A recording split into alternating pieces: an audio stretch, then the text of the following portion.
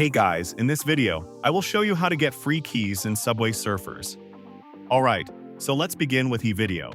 So first of all, I will let you know that you get free keys every single week. And there's a trick to get them for free every time. Now go ahead and open up your settings in your phone. In the search bar, search for time.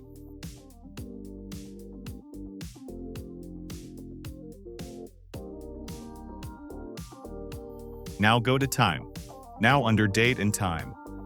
Untick this button which says set time automatically. And now go ahead. And just like I said, skip your time into the first day of the next week. So precisely 1 week after. So go ahead and change that. And now when you get back to the game, you should get free keys. And you can do this as much as you want. So that's basically how you can get free keys in Subway Surfers. So that's all for this video. Consider subscribing if you find it helpful. And I'll catch you in the next one. Thanks.